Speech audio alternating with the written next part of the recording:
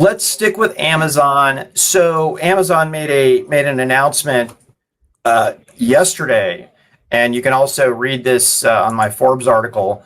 Amazon announced that in 2021, it will have invested or spent $120 billion on third-party supplies and services in 2021.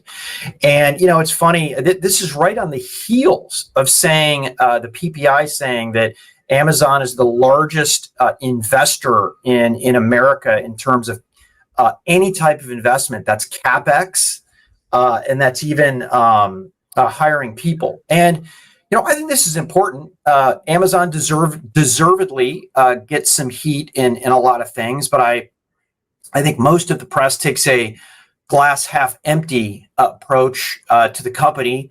I think primarily because Jeff Bezos is the richest man on the planet.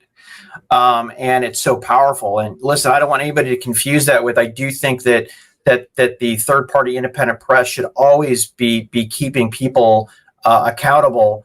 But I think it has gone a little bit overboard, and things are viewed in different types of lens. And let's face it, if you're beat and all you do is write about Amazon, you've got nothing to write about Amazon about, and something pops up that could be controversial or make a good headline, I think you're naturally going to write about that. So it's just balance. And the reason that I wrote this article was to give some balance to the conversation. And I think it's also important that anybody who is looking at antitrust actions and potentially weakening Amazon in some way, shape, or form also understands the investments that the company is making. And by the way, I would never say that would ever overshadow anything that would be antitrust or abusing antitrust. But I think looking at these things holistically is important. And when I look at how it's well above the minimum wage, it is a decade ahead of the Paris Accord on the environment. It's the nation's largest employer at this point. That's not government. I think all those things need to be taken and looked at. Yeah, because of our time and we need to keep the show moving, I could talk about this topic for an hour.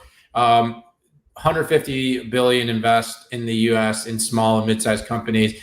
This is an absolute boondoggle for all this antitrust talk. This wouldn't be one-to-one distributed out through a less capable platform. This is based upon growth. This is a growing ecosystem that has massive implications for small business and creates and validates small businesses in a way that would be very difficult for them to do for themselves.